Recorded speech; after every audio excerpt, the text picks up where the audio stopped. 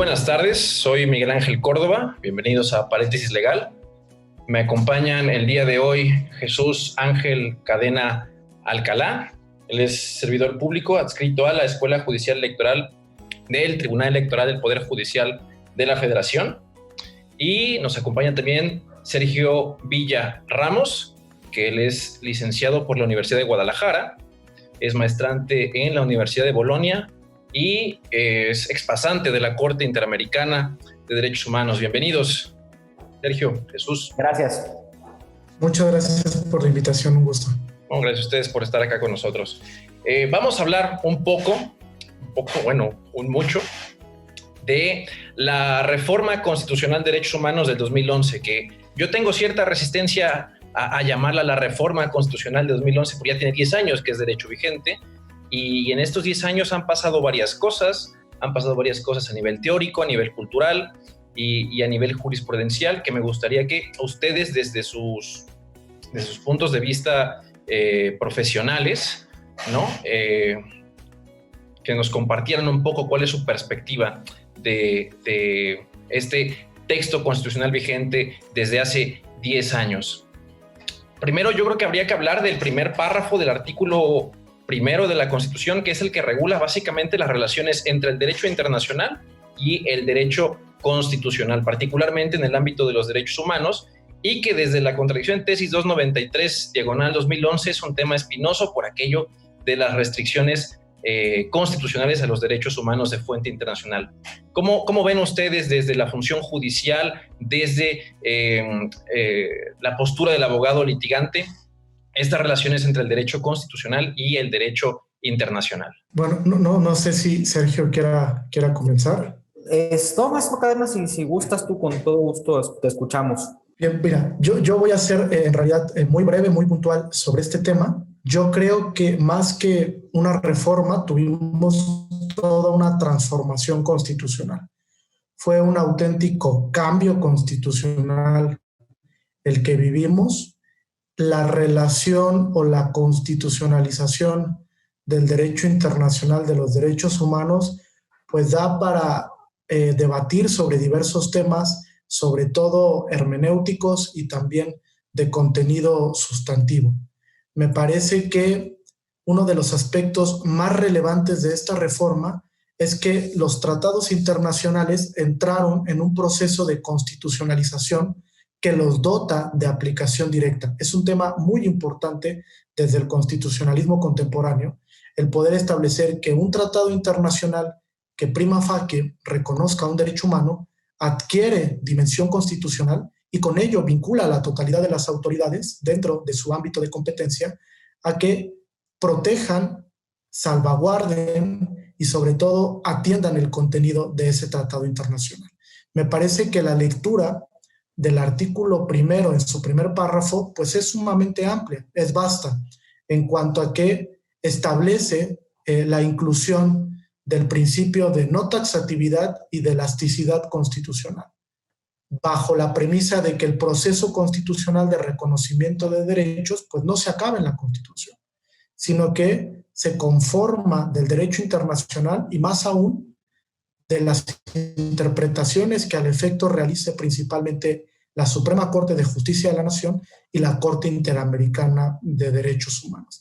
Digamos que tenemos todo un bagaje de normas sustantivas que se incorporan al texto constitucional en aras de ampliar o potencializar el ejercicio de los derechos y además de esto, que no menos importante es, fomentar un diálogo puntual, correcto, entre la jurisprudencia nacional y la jurisprudencia interamericana, a tal grado que busquemos una armonización y en caso de que no sea posible esto, pues apliquemos aquella que sea más benéfica o menos restrictiva para la persona. Respecto del tema de la contradicción de tesis, creo que más adelante podríamos apuntar cuál es el efecto negativo que causa la interpretación de la Suprema Corte, no solo dogmáticamente, sino en la aplicación y en la función judicial, porque me parece que tiene una repercusión importante a lo que yo he llamado en algunos textos, que incluso he publicado con el CIDE, la creación de dos parámetros de control constitucional. uno con restricciones, uno sin restricciones. Entonces me parece que esto por sí solo complejiza la actuación de los órganos jurisdiccionales, porque antes de revisar la regularidad de una norma o de un acto, pues lo primero que tienen que hacer ineludiblemente es ver qué parámetro les sirve para enjuiciar a la norma. Y eso, desde luego, que marca una lectura equivocada de lo que buscó el poder constituido con la reforma de 10 de junio del 2011. Gracias, Jesús. Maestro Sergio, ¿tú cómo ves estas relaciones que regula la Constitución entre el derecho nacional e internacional? Digo, abonando un poquito lo que comentaba el maestro Cadena, creo que es importante por lo siguiente.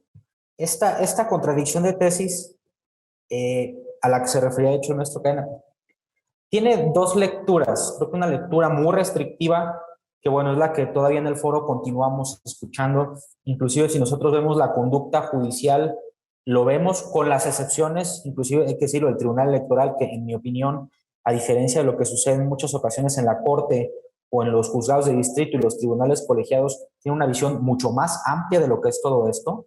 Ha llegado a alcances más allá de los que la Corte ha podido determinar en su jurisprudencia. Pero esta lectura restrictiva ha sido matizada y yo creo que no se le ha dado la importancia a ese matiz de una tesis que salió de la primera sala, si mal no recuerdo, o la segunda, les puedo pasar el dato, que básicamente es la visión que tuvo el ministro Cosío en el voto que propuso en esta contradicción de tesis, en donde él decía, a ver, es que la Constitución prevé el propio parámetro y de alguna manera y conforme a las teorías del propio control del poder, la propia Constitución se puede autolimitar, de modo que habrá restricciones que al amparo de la propia Constitución pueden irse atemperando. Y no es que la Constitución deje de perder sentido, ni mucho menos, ¿no? La Constitución es, digamos que, el documento más importante jurídico de nuestro ordenamiento y ella misma se genera un autocontrol.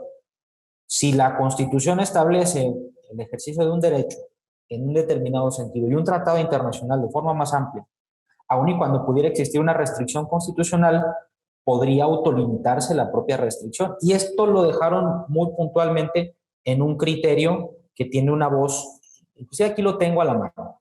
Este criterio es de voz, restricciones constitucionales al goce y ejercicio de los derechos y libertades. Su contenido no impide que la Suprema Corte de Justicia de la Nación las interprete de la manera más favorable a las personas en términos de los propios postulados constitucionales. Eso que en su momento el ministro Cosío propuso como su voto disidente en esta contradicción de tesis, pasó a ser el pensamiento judicial de la sala.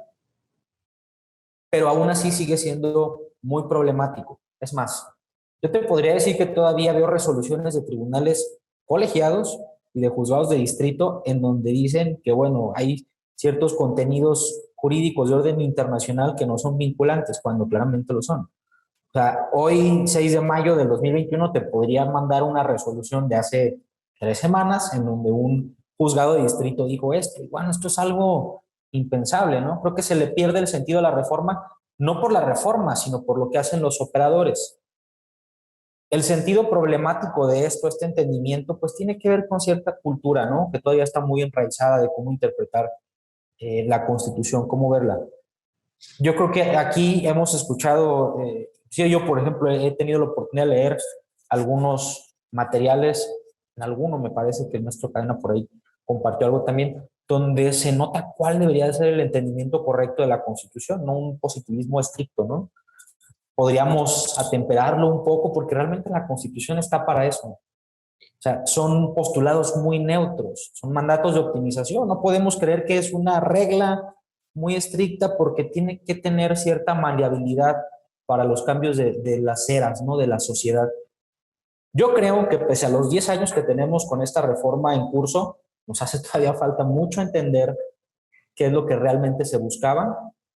Creo que la Corte está transitando a eso, al menos este criterio nos lo puede hacer notar, pero obviamente es problemático y ahora con este nuevo sistema de precedentes lo será aún más, poner orden a lo que, vamos, a múltiples o un universo de pensamientos que generan precedente, ¿no? ¿Cuántos jueces de distrito y cuántos tribunales colegiados tenemos? Entonces, es complicado sentar estas líneas. No tendría que pasar ya en el 6 de mayo del 2021, ¿no? Porque es un tiempo bastante razonable para haberlo hecho. Lamentablemente también los cambios jurisprudenciales en nuestro sistema judicial, como en cualquier sistema judicial, pues se van dando de forma progresiva. No podemos cambiar un precedente de forma agresiva porque hay que ir de alguna manera modulando las líneas jurisprudenciales. Pero bueno, yo creo que todavía nos hace falta comprender esta reforma. Académicamente se ha comprendido bastante bien. El problema es en las interpretaciones. En el jurisprudencial, ¿no? No solamente al exterior con la Corte Interamericana de Derechos Humanos o con otros organismos autorizados, sino dentro del Poder Judicial de la Federación y con los poderes judiciales locales. Hablaban ustedes ahí de que hay ciertos aspectos de la reforma que no se han comprendido a cabalidad, probablemente porque no hay realmente un ejercicio interpretativo del texto constitucional. Hay una aplicación mecánica que probablemente a los positivistas del siglo XIX les habría encantado esta jurisprudencia de leo el texto y lo aplico de manera directa sin ningún ejercicio interpretativo, al margen de cualquier discrecionalidad judicial. Y esto creo que es lo que genera, primero, la falta de desarrollo de, no solamente a nivel dogmático, sino también a nivel jurisprudencial del texto constitucional, y también estos dos parámetros de control de los que hablaba el maestro Jesús al principio. Es decir, tenemos un parámetro que está reconocido positivamente, que está en la Constitución, que a nivel de argumentación se puede ubicar en los posicionamientos de jueces, ministros, magistradas y las ministras ahora de la Corte, pero que cuando tratamos de verlo en las sentencias a veces es complicado que coincidan, ¿no? Entonces, ¿creen ustedes que con un diálogo jurisprudencial mucho más robusto, no estoy diciendo que caigamos en un activismo judicial, sino un mayor diálogo jurisprudencial, donde veamos las resoluciones de los tribunales, las estudiemos y a partir de ahí vayamos construyendo una suerte de minimalismo, como diría Cass Sunstein, poco a poco ir construyendo precedentes un poco más amplios, más protectores, más benefactores de la persona, porque es la propia Constitución la que nos dice cuál es el resultado interpretativo de las normas relativas a derechos humanos, la que más favorezca a la persona en todo momento, es decir, en cualquier etapa del proceso, sea jurisdiccional, sea administrativo, sea incluso legislativo, tenemos que generar interpretaciones cada vez más favorables a la persona. Entonces, ¿cómo podríamos hacer esto en relación con el contenido de los derechos humanos de fuente internacional? Maestro Jesús. Mira, es una pregunta muy interesante. Yo creo que el diálogo existe, el diálogo es latente. Hay criterios donde la Suprema Corte, de manera muy puntual y asertiva, ha recogido los criterios de la Corte Interamericana. No me voy muy lejos. La Sala Superior realiza cotidianamente un diálogo jurisprudencial con la Corte Interamericana y recoge los criterios a través de la interpretación, tomando en cuenta que por diálogo, pues no es venir y citar el contenido de una decisión, sino es interactuar con el contenido de las consideraciones de la sentencia y a través de eso interpretarlo y aplicarlo en un caso en concreto. La Sala Superior lo ha hecho este diálogo con el caso Yatama, por ejemplo, contra Nicaragua, lo ha hecho con el caso Castañeda Gutman contra México, lo ha hecho recientemente con el caso Petro Burrego contra Colombia. Son casos en los que sí se dialoga. Creo que en realidad el problema de fondo es que no se quiere llevar a buen cauce la recepcionalidad de los tratados internacionales. Y lo digo muy puntual porque me parece que la operatividad de la contradicción de tesis, cuando uno lo analiza de manera muy puntual, pues claramente se ve una posición preferente respecto a la Constitución frente al contenido de los tratados internacionales. Que esta posición preferente, debo decirlo, había sido abandonada previamente por la Corte en una acción de inconstitucionalidad 155 del 2007, donde asertivamente planteó este criterio de preferencia normativa para establecer que estaba enjuiciando una norma en el estado de Yucatán, pues la norma debía ser enjuiciada frente al parámetro internacional porque era más benéfico que lo que establecía la Constitución. Y esa era la lectura correcta. No recuerdo, ¿no, maestro? Así es, así es. Y me parece que la lectura que le da ahí el Pleno de la Corte es muy asertiva. Después no entiendo por qué se abandona el criterio cuando teníamos prácticamente la misma integración de ministros, pero bueno, se decide abandonar. Y la lectura que se le da a la contradicción es que no puede existir una recepción en cauce total o integral del tratado internacional porque la Constitución, en cuanto a que restrinja un derecho, la restricción sea compatible o no desde el corpus juris interamericano. No me importa si la restricción es convencional. Lo que me importa es situar a la restricción constitucional en un espacio preferente o de supremacía.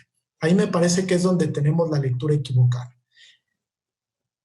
Quiero solo hacer hincapié en que, si bien es cierto, a partir del diálogo podemos ir cambiando las formas de interpretación hermenéutica, lo cierto es que mientras no exista una posición correcta de la Suprema Corte de cómo interactúan los tratados internacionales y la Constitución en este parámetro de regularidad, por más que dialoguemos con los criterios interamericanos, siempre van a existir criterios nacionales que, al estar vinculados con una restricción per se, prevalezcan sobre cualquier otro tipo de interpretaciones. Entonces, ahí está el meollo del asunto. Me parece que en el diálogo no es tan problemático el correcto matiz que se le tiene que dar, porque los tribunales lo saben hacer. La Suprema Corte sabe dialogar con la Sala Superior, sabe dialogar con la Corte Interamericana, sabe dialogar inclusive con criterios de la Corte Constitucional Colombiana, del Tribunal Federal Constitucional Alemán, del Tribunal Constitucional Español. Lo sabe hacer y lo hace correcto.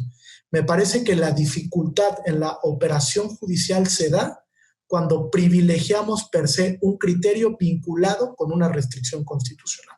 Ahí es cuando nos encontramos con muchos problemas de interpretación, porque inclusive, y lo decía Sergio hace un momento, podemos caer en una falacia argumentativa. ¿Desde qué punto? Desde el enfoque en que decimos, bueno, las restricciones se tienen que interpretar de la manera más favorable o de la manera menos restrictiva. Bueno, que alguien me diga cómo interpreto una restricción cuando es taxativa. Cuando, por ejemplo, te dice, los ministros de culto no pueden acceder al derecho a ser votado. ¿Cómo le asigno una interpretación más favorable o una interpretación menos restrictiva? Es sumamente complicado. Entonces, me parece que el problema principal está en que debemos de entender bien cómo se conforma más bien el contenido normativo de la Constitución frente al derecho internacional de los derechos humanos. Una vez que entendamos esto, nos vamos a quitar de muchos problemas. Maestro Sergio. Sí, híjole, es que creo que coincido mucho en este punto de que la Corte dialoga bastante con cualquier corte del continente y de otros continentes y la Corte Interamericana y con comités especializados, etcétera. En donde yo veo el problema en que tenemos una Corte, una Suprema Corte en su papel de Tribunal Constitucional, que en todos los casos, quiero decirlo, independientemente de la resolución o el sentido que se adopte, está a la altura por la forma en la que aborda el estudio de las sentencias. Cuando se requiere hacer un copioso análisis jurisprudencial para recoger distintas expresiones sobre figuras no bien entendidas o entidades un poco problemáticas, lo hace. Pero en la vida diaria de las personas, el diálogo jurisprudencial también se tiene que revelar en los juzgados de distrito, en los tribunales colegiados. Ahí realmente falla el diálogo jurisprudencial. Los juzgados, en todos. Claro, en el Tribunal de Justicia Fiscal y Administrativa, en los tribunales de justicia administrativa de los estados. En todos lados tendría que haber diálogo jurisprudencial. La Corte lo hace de forma correcta. No entiendo por qué. Yo creo que sería muy aventurado decir lo que yo creo en este momento porque eso sucede, pero es algo que también se tendría que manifestar en esos órdenes de jurisdiccionales comunes. El Tribunal Electoral del Poder Judicial de la Federación y sus salas regionales lo hacen bastante bien. Yo tengo apenas en este proceso electoral y quizás en 2018 tuve aproximaciones al litigio electoral, y cuando uno ve una resolución de la sala superior, inclusive de las salas regionales, lo nota, se advierte mucho.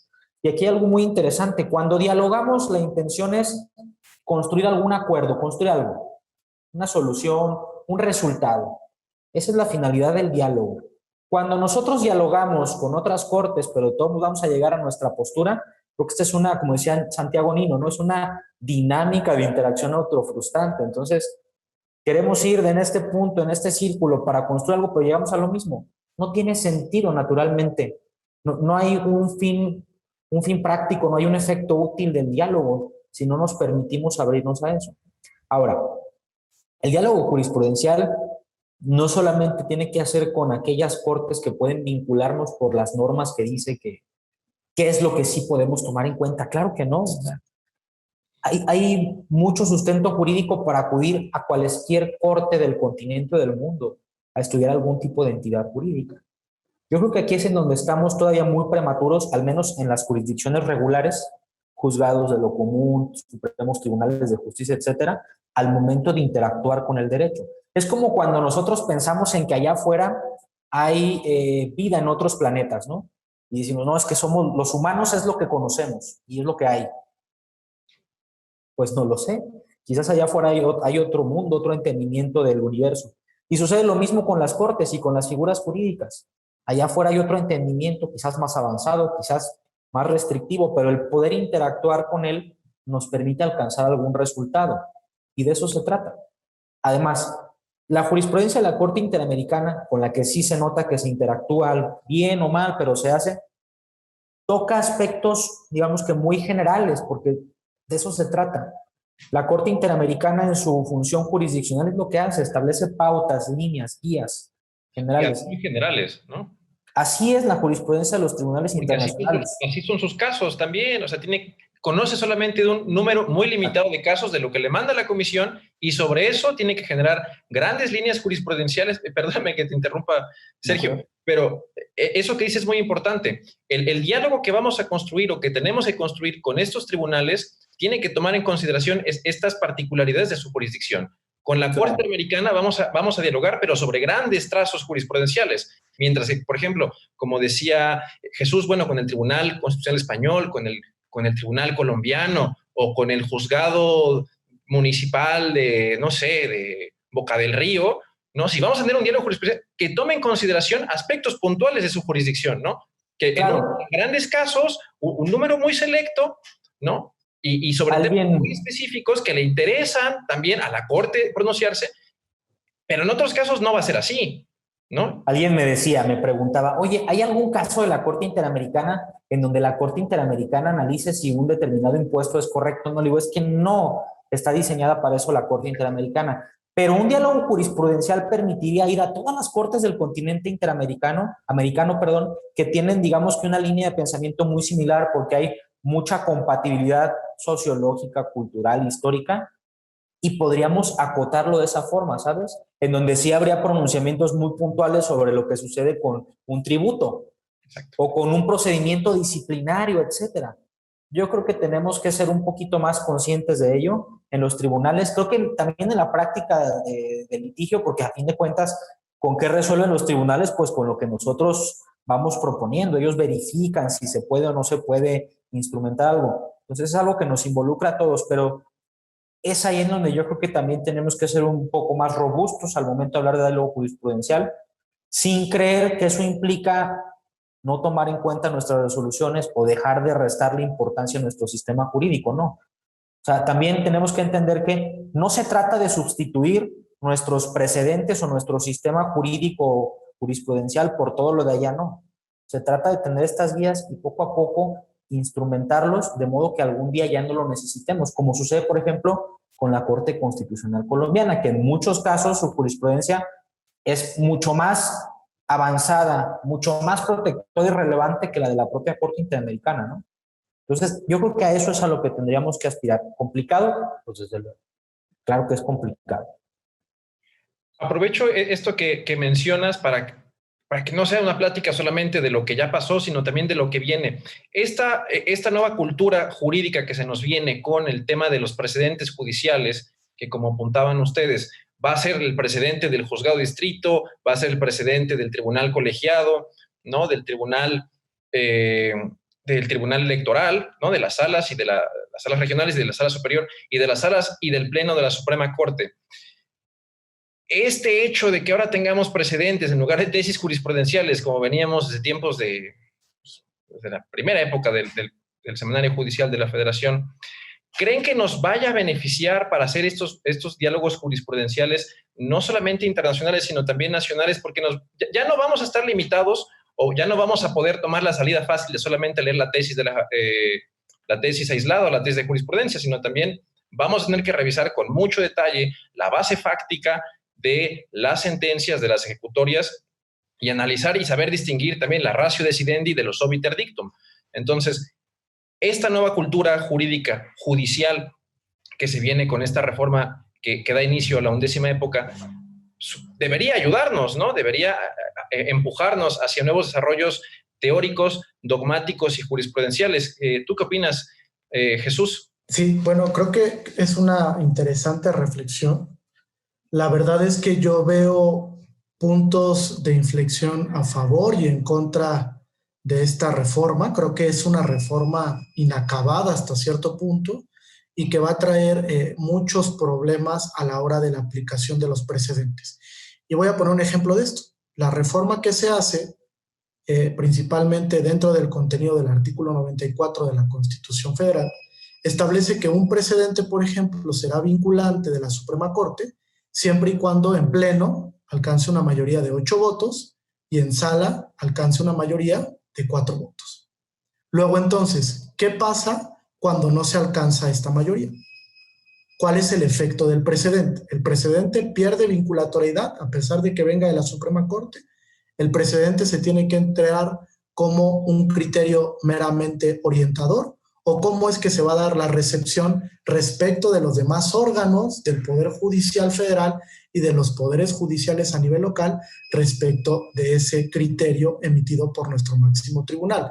Me parece que trasladar el tema de la aprobación de las sentencias en acciones de inconstitucionalidad al ámbito de los precedentes es muy riesgoso. Y me parece que es tan riesgoso como establecer cuál es la recepción correcta que le van a dar los órganos jurisdiccionales. ¿Por qué? Porque en acciones ya tenemos esa complejidad. Cuando una acción no es aprobada por una mayoría de 8 votos, pues, ¿cómo es que entendemos el precedente? Por ejemplo, cuando la Corte realiza un ejercicio de interpretación conforme en una acción de inconstitucionalidad y no alcanza la mayoría de 8 votos para que se apruebe y sea vinculante per se el precedente, hay una recepción inadecuada por parte de los órganos jurisdiccionales. Inclusive ha habido casos, sin que mencione yo alguno en particular, donde tribunales colegiados resuelven contrario a lo que marcó la Suprema Corte en una acción de inconstitucionalidad. ¿Por qué? Porque no alcanzó la mayoría para que fuera vinculante el precedente. Entonces vamos a caer en un caos por tratar de establecer siempre que los precedentes se tienen que aprobar por mayorías casi absolutas. No sé a quién se le ocurren estas ideas de que el hecho de que voten... No le gustan tus críticas, por ejemplo, porque está ahí el tema de la objeción contramayoritaria, ¿no? Discúlpame que te interrumpa, porque estas mayorías calificadas lo que buscan es proteger, ¿no?, la prerrogativa o la legitimidad democrática del legislador. Sin embargo, bueno, estamos tratando de derechos humanos que son por suyo normas contramayoritarias, ¿no? Entonces, en particular en estos casos, estas mayorías calificadas que nos exige las leyes, creo que vienen a dar un poco al traste a este diseño institucional del precedente, como tú bien lo apuntas, ¿no? Claro, y más si el diseño del precedente era buscar una especie de vinculación, por ejemplo, con los sistemas del common law, tratando de asimilar este grado de similitud con la figura, por ejemplo, del stare decisis, pues era nutrir un precedente que fuera aprobado por, pues, una mayoría mínima de ministros en la Suprema Corte para que pudiese ser vinculante para todos los órganos jurisdiccionales y a partir de ahí generar un diálogo, una interacción con el precedente. Un segundo problema muy puntual que voy a señalar es que en México no existe una cultura de leer decisiones o sentencias. Tenemos una mala formación, creo que desde el ámbito profesional, que se nos vincula siempre a ir a atender los criterios que encontramos en el Semanario Judicial de la Federación, sin que se tenga una cultura educativa, una cultura profesional de los abogados que están en formación, de enseñarles con base en sentencias. Si no empezamos a educar con base en sentencias, ¿cómo vamos a obligar después de que esos mismos jóvenes que van a llegar a ser operadores judiciales o que van a llegar a ser abogados postulantes, pues van a aplicar la metodología de las sentencias en los casos en concreto, si ni siquiera saben buscar una sentencia de la Suprema Corte de Justicia de la Nación. Y yo lo veo recurrentemente. Yo enseño a mis alumnos de licenciatura con base en sentencias, porque así es como se conforma el derecho. Mientras no cambiemos ese chip, difícilmente nos vamos a adaptar a un sistema de precedentes. Quiero equivocarme. Quiero que funcione bien el sistema de precedentes y que ayude a fortalecer el contenido esencial de los derechos, porque también lo cierto es que a través de la interpretación se crean muchos derechos, y eso tampoco lo sabemos. Pensamos que el reconocimiento del contenido esencial de los derechos se acaba en la Constitución y en los tratados internacionales. Y desde luego que no, tenemos una dinámica en la que el contenido esencial pues se va conformando caso por caso.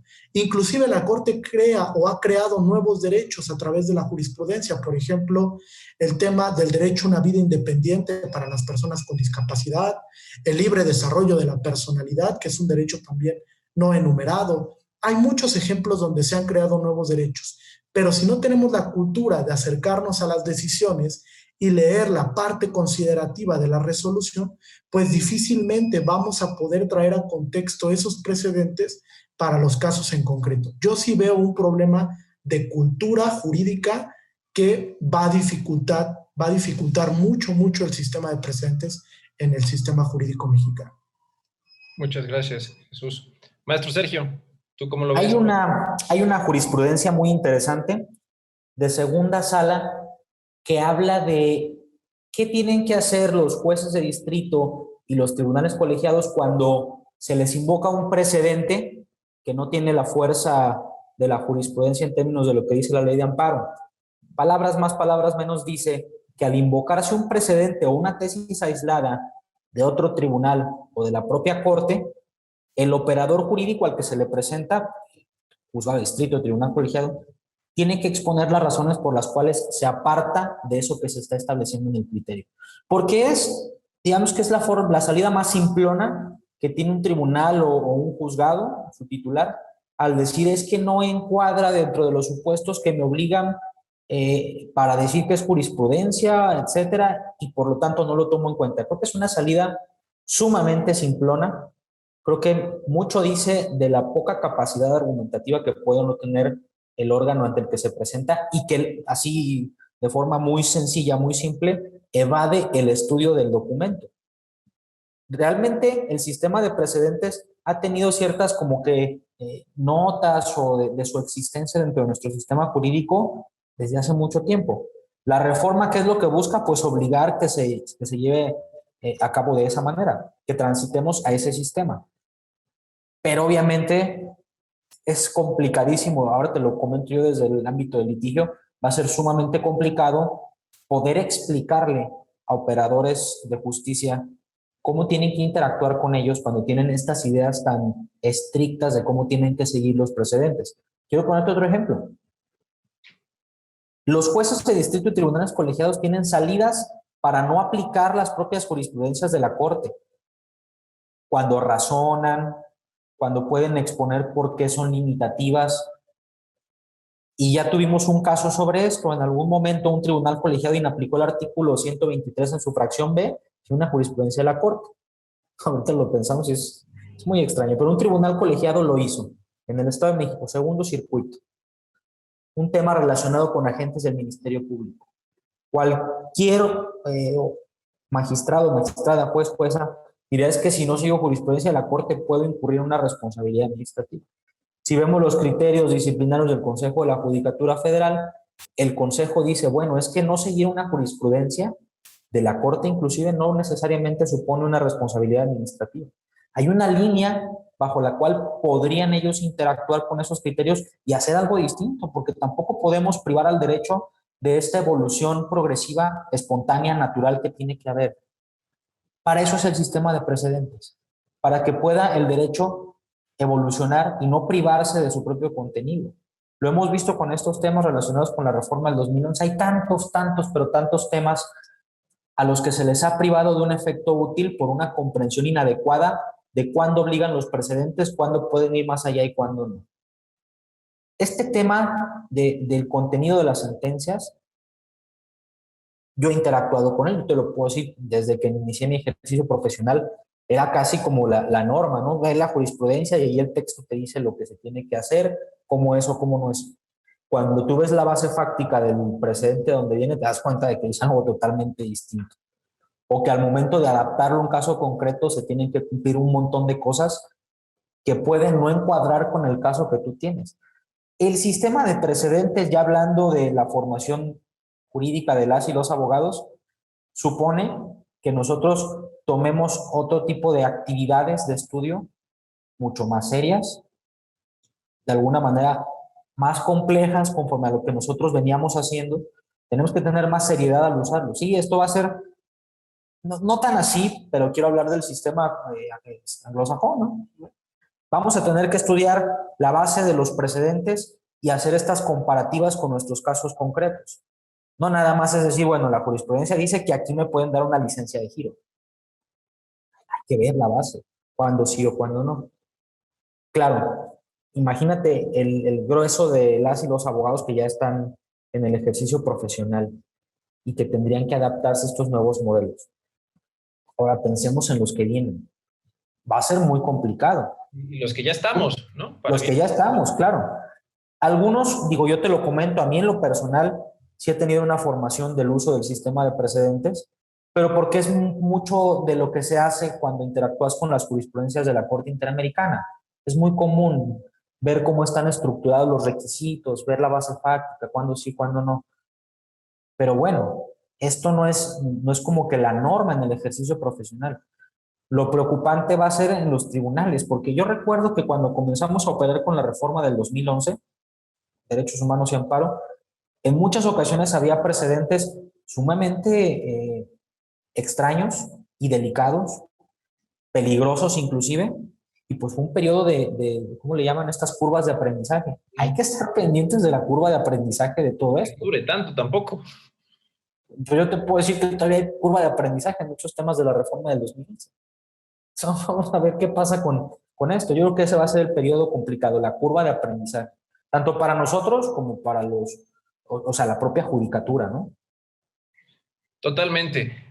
Seguramente estos cambios en el marco jurídico, estos grandes cambios en el marco jurídico que vienen ahora con la cultura de precedentes, nos van a exigir una mayor carga argumentativa tanto a los funcionarios como a los abogados, ¿no? Hablo funcionarios judiciales y funcionarios administrativos, que probablemente nos orillen a desarrollar algo que en nuestro sistema jurídico no se utiliza tanto, porque no somos nativos de esa cultura del precedente, que es el razonamiento analógico, ¿no? Y el razonamiento que en la cultura del precedente se llama distinguishing, ¿no? ¿Por qué este caso sí lo puedo utilizar como base normativa para resolver un nuevo caso y por qué este sí no? Y esto lo que nos va a exigir es tanto a los abogados como a los funcionarios judiciales y administrativos, ya no tomarnos esta salida simplona que tú decías hace un momento, Sergio, de no se surten los requisitos de la ley de amparo, no se surten los requisitos de la ley orgánica, perdón, la ley reglamentaria del 105, no aplico la jurisprudencia, ¿no? Ahora hay que dar razones, porque más allá de que la fuerza del precedente sí está basada en criterios formales, o va a estar basada en criterios formales, que es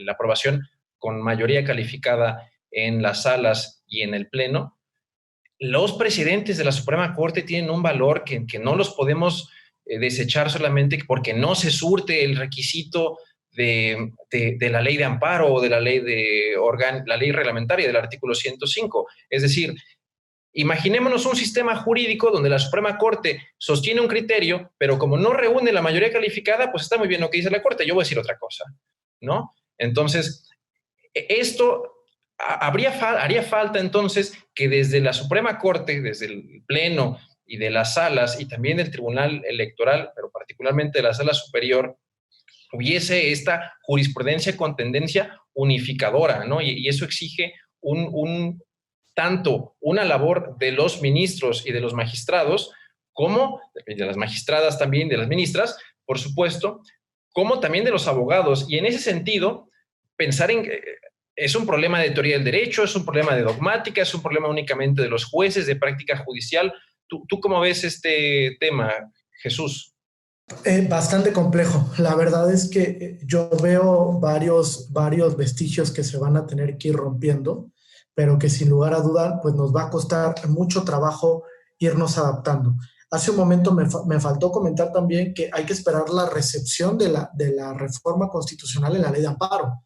Entonces, todavía no sabemos qué vaya a pasar, cómo se vaya a ver reflejado este sistema de precedentes en la ley de amparo, y va a ser muy importante ver cómo el legislador democrático federal pues ahora determina el grado de vinculación de los precedentes hacia los tribunales colegiados, hacia los juzgados de distrito y hacia el resto de los órganos de los poderes judiciales a nivel local.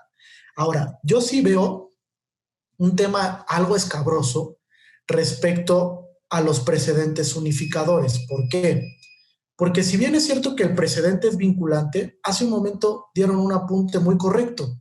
Eso no quita el razonamiento judicial correcto, lógico, intuitivo e inclusive un razonamiento judicial hermenéutico que tengan que realizar para cada caso en concreto los órganos jurisdiccionales que están vinculados con el precedente. Es decir, en otras palabras, mucho más sencillo, el hecho de que exista un precedente que trate de unificar no quiere decir que por eso se quite el deber de motivación y de argumentación al órgano jurisdiccional. Desde luego que no. Existe un deber de motivación, porque así lo estableció inclusive la Corte Interamericana en múltiples precedentes, y eso obliga a bien recepcionar el precedente, dialogar con el precedente, y a partir de las premisas de un caso en concreto que puede variar, porque ningún caso es igual, pues entonces aterrizar el precedente y, digamos, establecer las premisas fácticas y las premisas normativas que nos van a servir para resolver el caso en concreto. Yo nunca he sido muy partícipe de establecer lo que antes llamábamos jurisprudencia temática, porque creo que la jurisprudencia temática sí tiene puntos a favor, pero tiene mucho más en contra. En el momento en el que se crea jurisprudencia temática, prácticamente obligado o de manera obligada, el órgano jurisdiccional cree que con recibir la jurisprudencia basta y sobra para que la decisión esté debidamente motivada y fundamentada. Me parece que esto no es correcto, porque a veces la jurisprudencia temática, si bien puede ser aplicable para un cierto rubro de casos en concreto, lo cierto es que las premisas siempre van a variar. Y entonces el órgano jurisdiccional tiene que recibir el criterio y a través del criterio denotar que tiene una base argumentativa sólida que haga que la sentencia o la decisión a la que arribe se legitime por sí misma. Algo que no entendemos es que la base de coherencia, por ejemplo, que establecen profesores como Marina Gascón, la base de coherencia de una decisión tiene que estar relacionada por el hecho de que la sentencia se logre legitimar por sí misma, que reciba cualquier tipo de embates y que de todos modos la sentencia pueda subsistir, porque la sentencia va a estar susceptible de un escrutinio por otro órgano que te puede decir si la decisión fue correcta o no fue correcta. Entonces, creo que el transitar a un sistema del precedente sí es bueno, va a tener problemáticas, sobre todo cuando busquemos precedentes unificadores, porque no todos los casos son iguales. Y si no sabemos que el precedente únicamente, y lo dijo Sergio hace un momento, es una guía, y a través de esa guía podemos establecer una vinculación con un caso en concreto que nos pueda servir para argumentar debidamente, si no logramos entender que el precedente es solo eso, una guía para que tú argumentes a través del precedente, pues muchas sentencias van a quedar indebidamente motivadas y podríamos decir con resultados arbitrarios. ¿Por qué? Porque el precedente no nos va a dar la salida a todas las situaciones jurídicas que se van a presentar. Inclusive a veces las condiciones fácticas superan a los precedentes. ¿Por qué? Porque el derecho y las consecuencias jurídicas cambian rotundamente de un día para otro. Tenemos una mutación constitucional, una mutación en el derecho muy exacerbada, porque la dinámica de la sociedad pues va cambiando muchísimo. ¿Quién se iba a pensar, por ejemplo, que de un día para otro nos íbamos a encontrar en un periodo de pandemia ¿cómo decirlo? Pues como tan dañino para la sociedad, y que eso iba a tener una repercusión tan amplia en el mundo del derecho, a tal grado que a la fecha hay derechos fundamentales que por la pandemia quedaron sin contenido. que no los podemos ejercer simplemente. ¿Por qué? Porque durante un largo periodo hubo unas restricciones totalmente absolutas. Y entonces, ¿cómo los órganos jurisdiccionales dialogan con ese contexto fáctico que ni siquiera se imaginaban que iba a pasar?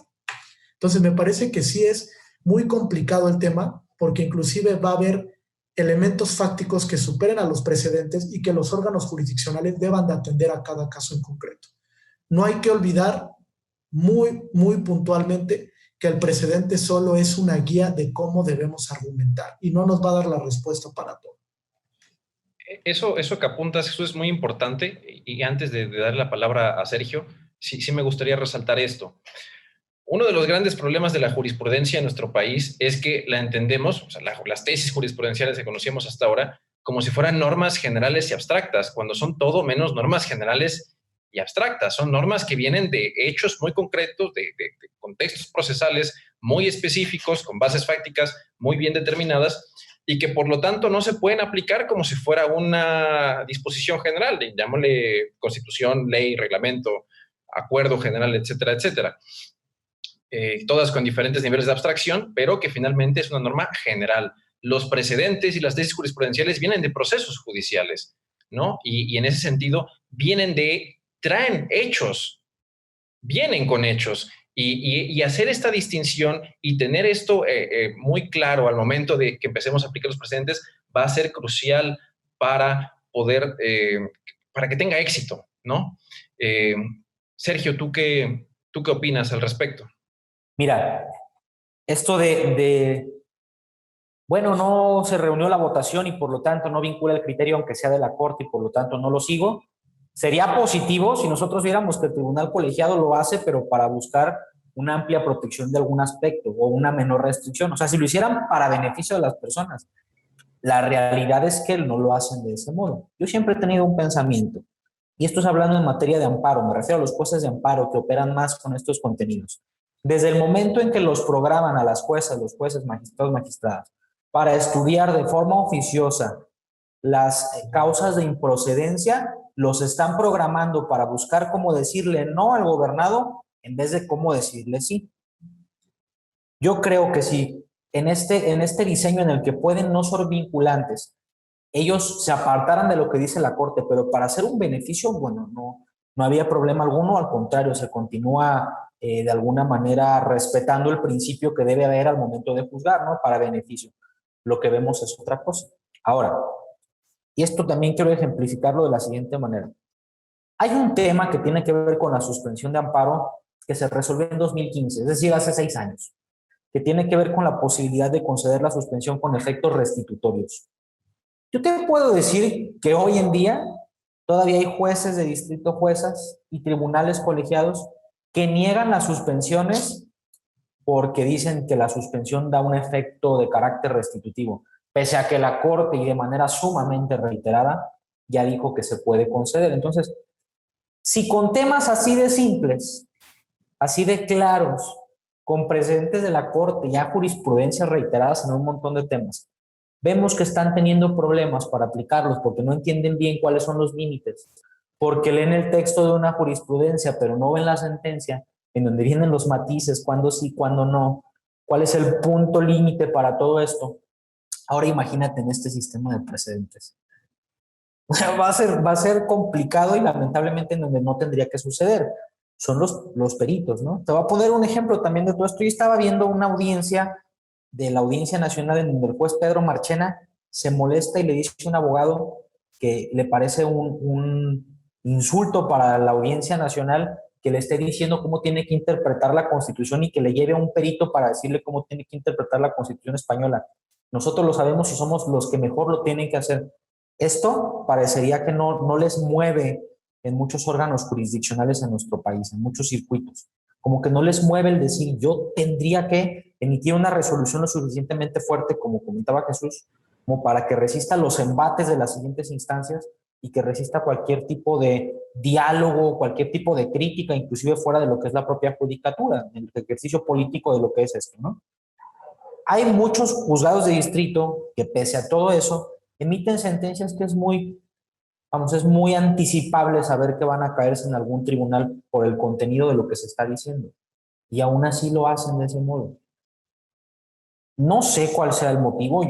Yo aventuradamente podría decir que es un problema de profesionalización, o podría decir también de forma aventurada que puede haber nepotismo, todo esto que hemos visto nosotros, no lo sé, es muy aventurado, pero es que desde el litigio nos sentimos de pronto desesperados. Es que ¿cómo es que está pasando esto? ¿Cómo sí lo estamos entendiendo nosotros y allá no lo están entendiendo? Sobre todo cuando hay estas líneas que la Corte va determinando. ¿Qué es lo que está pasando? Hay instancias en donde hay mucho más control de todo esto, como lo comentaba. Me parece a mí que la labor de la sala superior y de las salas regionales pues, es muy de mucho respeto en cuanto al establecimiento de estos precedentes. Es muy común que en las resoluciones de las salas regionales se diga, bueno, la sala superior dijo esto, o nosotros sostenemos este criterio que tuvimos en este otro montón de asuntos, en estos JDC, esas 5 JDCs donde tenemos el mismo criterio. En tribunales colegiados, si no se advierte o si no lo nota alguien de la ponencia, puede darse el caso inclusive de que resuelven en contra de su propio precedente. Estas cosas pasan. La reforma constitucional en el tema de precedentes es muy interesante. Yo también coincido que va a ser problemática. Tiene de pronto ciertos puntos que van a autolimitarla. Le da cierto margen a la Corte como para hacer estas cosas de los nuevos ejercicios, las nuevas reflexiones, etcétera. Pero ya más en el día a día, en lo que todos los casos que vemos, cómo se manifiesta en la vida de las personas, pues nos damos cuenta de que es preocupante y que puede ser tomada por los operadores de justicia, jueces, tribunales colegiados, de modo que sirva para justificar esta desatención, vamos a decirlo de esa manera, una desatención judicial en vez de que sea usado pues, para generar mayor interacción, una mayor progresión de los derechos, etcétera, ¿no? Ojalá fuera para eso. Y qué triste que lo estemos pensando de ese modo, pero tiene que ver con una conducta, con lo que estamos viendo que está aquí atrás, ¿no? Quizás si nosotros viéramos tribunales y juzgados en donde el ejercicio del dictado de sentencias siempre es muy eficiente o siempre es con la finalidad de ir a más, diríamos, bueno, qué interesante tener este sistema. Los jueces van a tener herramientas para cada día resolver con una mayor protección ciertos casos, restricciones menos invasivas.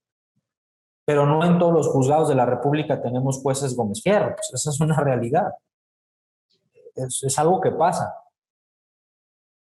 La Corte tiene frente a sí también una menuda tarea en cuanto a decirnos qué va a pasar con estos sistemas de precedentes. La nueva escuela judicial, ahora del Poder Judicial de la Federación, va a tener una menuda tarea para poder capacitar a todos sus operadores. No va a bastar el decir, bueno, ya conocen las líneas, tienen tiempo o de alguna manera trabajando en los órganos jurisdiccionales. No, se necesita muchísima profesionalización en todo esto. De este lado y del otro lado también. Digo, de acá de este lado del litigio, pues el posible impacto negativo que nosotros podamos tener al proponer defensas, pues yo creo que no es tanto. A fin de cuentas, bueno, quien resuelve es el tribunal. Ahí es en donde se puede manifestar un impacto negativo de todo esto.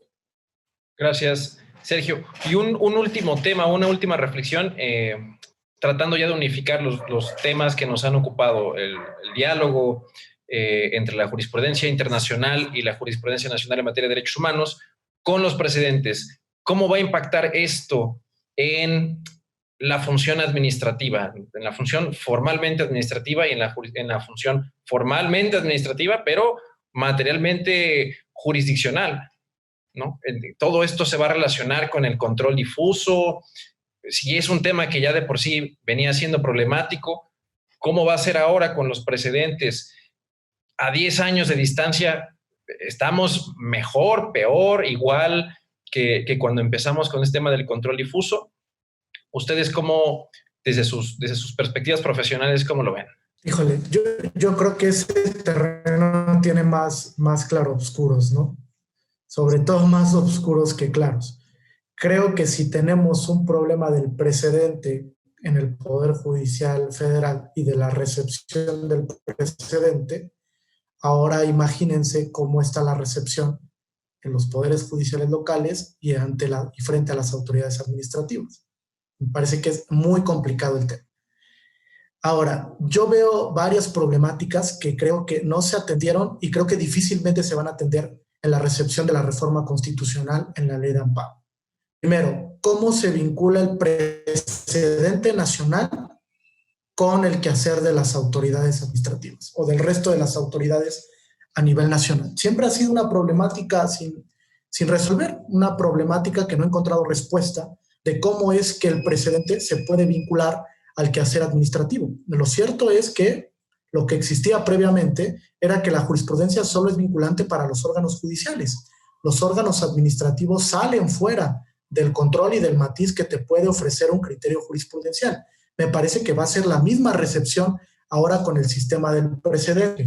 Me parece que los órganos administrativos están muy lejos de saber cuáles son las obligaciones que tienen en materia de interpretación de los derechos y cuáles son las obligaciones que tienen en materia de recepción de los criterios, no solo las nacionales, también de la Corte Interamericana. Recordando que a partir de la contradicción de tesis 293, pues estableció que todos los criterios de la Corte son vinculantes para todas las autoridades, no solamente para las autoridades judiciales, también para las autoridades administrativas o aquellas que llevan procedimientos en forma de juicio. Imagínense ustedes que una autoridad administrativa, una Contraloría Interna, te va a aplicar un precedente interamericano sobre debido proceso en el procedimiento disciplinario. Ni siquiera sabe que existe, ni siquiera sabe que hay un amplio bagaje de la Corte Interamericana donde ha hablado que el debido proceso opera para el procedimiento disciplinario casi con muchos matices parecidos al ámbito penal toda vez que se trata de una disciplina sancionadora. No lo saben. Entonces, ¿cómo le vamos a exigir a una autoridad administrativa que ejerza, por ejemplo, interpretación conforme a la luz del principio pro persona, si ni siquiera sabe que tiene la obligación de advertir los criterios de la Corte Interamericana? Hay un gran problema de profesionalización en el ámbito administrativo. Y ahí sí voy a ser muy contundente. Las autoridades no se han alineado a lo que marcó la reforma de 10 de junio del 2011, sobre todo en el ámbito ejecutivo, y el ámbito legislativo deja mucho que desear. El legislador no dialoga con la Corte, no dialoga con la Corte Interamericana. El legislador crea disposiciones normativas o medidas legislativas restrictivas sin saber siquiera si esa medida persigue o no un fin constitucionalmente legítimo. Y el claro ejemplo es la reciente reforma a la Ley Federal de Telecomunicaciones y Radiodifusión que crea el Padrón Nacional de Telefonía Móvil para la captura o la recepción de los datos biométricos. Es una norma que es evidentemente inconstitucional porque genera una restricción materialmente casi absoluta en derechos como a la privacidad, como a la intimidad, como a las comunicaciones privadas y como a la protección de datos personales y sensibles. Sin embargo, el legislador actúa recurrentemente de manera irracional, a tal grado que ni siquiera verifica los precedentes existentes que existen sobre la posibilidad de restringir derechos antes de generar este tipo de medidas legislativas. Estamos cayendo en un círculo muy vicioso y es muy peligroso porque las autoridades no se están comprometiendo con la protección de los derechos. Inclusive, hoy en día tenemos menos garantía para ciertos derechos que al inicio de la reforma de 10 de junio del 2011, porque estamos creyendo que la regla general es restringir los derechos cuando eso evidentemente tendría que ser una excepción. Si bien los derechos son absolutos, eso no quiere decir que los podamos restringir por cualquier cosa y bajo cualquier circunstancia. Las restricciones tienen una línea constitucional de guía y siempre tienen que estar debidamente justificadas y no se caen en excesos, se cae en arbitrariedad y en eso estamos cayendo en muchos espacios. Me parece que ni siquiera podríamos hablar de un adecuado ejercicio de control difuso o de un adecuado ejercicio de interpretación conforme y de interpretación hermenéutica cuando ni siquiera conocemos el significado real de la reforma de 10 de junio del 2011. Inclusive hay autoridades que a la fecha no saben que los tratados internacionales en su totalidad cuando reconozcan un derecho son vinculantes para su quehacer. ¿Cómo exigimos entonces que hagan control difuso? ¿Cómo exigimos que hagan interpretación conforme? Es un tema de profesionalización grave y yo no veo que el gobierno federal y los gobiernos locales tomen en serio esto. No veo que realmente se comprometan para profesionalizar el servicio público. Hay una amplia deficiencia en la profesionalización del servicio público. Entonces debemos de comenzar por esa primera exigencia para después ya empezar a hablar de todo lo que le toca a las autoridades en el ámbito de protección de los derechos fundamentales. Me parece que sí hay muchas ventanas de oportunidad y hay una, decía Sergio, una curva de aprendizaje que hasta este momento no ha superado un mínimo que digamos óptimo para decir los derechos en el Estado mexicano se están protegiendo de manera debida. Hay mucho que explorar y mucho que aprender y muchas reflexiones que estamos haciendo desde la academia, pero que no nos ponen atención, que ni siquiera nos leen. Entonces, también la producción académica que podamos hacer, si no tiene una recepción social e institucional óptima, no sirve para mucho. Esa es mi opinión. Gracias, Jesús. Sergio, tus reflexiones respecto a este último tema. Mira, hay una jurisprudencia de segunda sala, si mal no recuerdo, que dice algo así como control de constitucionalidad en sede administrativa. Las autoridades administrativas tienen vedada la posibilidad de llevar a cabo este tipo de controles. ¿Y lo que dice la Constitución? Claro. O sea, todas las autoridades, a menos que sean administrativas, ¿no? Es un sinsentido. Luego, si vemos la jurisprudencia de la Corte Interamericana, a partir del voto razonado del juez Ferrer MacGregor en Cabrera García, los jueces y todas las autoridades, y además oficiosamente, es muy clara la jurisprudencia interamericana, cualquier autoridad, jueces, o sea, jurisdiccionales o no jurisdiccionales. Yo recuerdo que siempre el debate ha sido, es que, hablando del tema de la jurisprudencia, que es en donde está la comprensión de los derechos, ¿no? Dicen, es que la jurisprudencia no obliga a las autoridades administrativas, solamente dicen las disposiciones de la ley de amparo que obliga a los juzgados de distrito, a los tribunales colegiados, y dice de pleno a salas, de salas a colegiados y hacia abajo. Y jueces, dice, pero no dicen las autoridades administrativas que están obligadas a seguir esa jurisprudencia. O sea, imagínate en este juego de lo que es la interacción con el derecho, el decir, bueno, es que yo no estoy ahí, entonces no. A ver, la Constitución prevé que el máximo órgano que tiene la facultad de interpretar la Constitución es la Corte y el Poder Judicial de la Federación. Si sus criterios nos dicen cómo se comprenden los derechos, entonces, ¿acaso las autoridades administrativas pretenden decir que ellos también tienen un régimen de comprensión válido de los derechos, que es inclusive de mayor relevancia que el de la Corte? Pues no. Y dicen, es que yo estoy sujeto al imperio de la ley y el primer paso que tengo que hacer es cumplir con la legalidad. Bueno, es que es una visión de un positivismo exacerbado que rompe con lo que ya estamos viendo nosotros en los tribunales. O sea, es de locos esto. Nosotros nos enfocamos en los jueces, en los tribunales, en el tribunal administrativo, el electoral, pero también allá hay autoridades administrativas en donde suceden muchos de los casos que impactan en la vida de las personas, procedimientos administrativos disciplinarios, concesiones de cualquier tipo de venia, autorización, licencia, lo que tú quieras, en donde no se está llevando a cabo este control. Y la justificación de ellos es esa. Te voy a poner un ejemplo. Cuando la Corte comenzó a construir sus criterios sobre lo inconstitucional de esta previsión normativa de que el matrimonio es entre personas de distintos sexos, los registros civiles, por ejemplo, acá en Guadalajara decían es que la jurisprudencia de la Corte no obliga al registro civil. La ley a mí, por otro lado, me impone este deber. Ya que se modifique la ley, voy a cumplir esto. Pero no porque la Corte lo haya interpretado, sino porque la ley la modificaron. Es una forma muy incorrecta de pensar todo esto, ¿no? Hay un pensamiento de Philip Heck que me gusta mucho. Se refiere a los jueces, pero también tiene un radio de aplicación a las autoridades administrativas, que dice que la interacción o el papel del juez frente al derecho tiene que ser de obediencia pensante. Sí, hay que obedecer la ley porque nos permite tener seguridad jurídica, previsibilidad de lo que hay.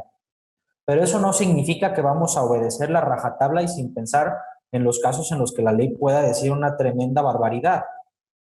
En un sistema ideal, la ley no diría barbaridades. Cumpliría con la Constitución y cumpliría con la Convención y con los precedentes de la Corte. En un sistema ideal, Pero ¿qué pasa en sistemas como el mexicano, en donde el ejercicio legislativo, como lo comenta Jesús, pues no es ideal? Es todo menos ideal.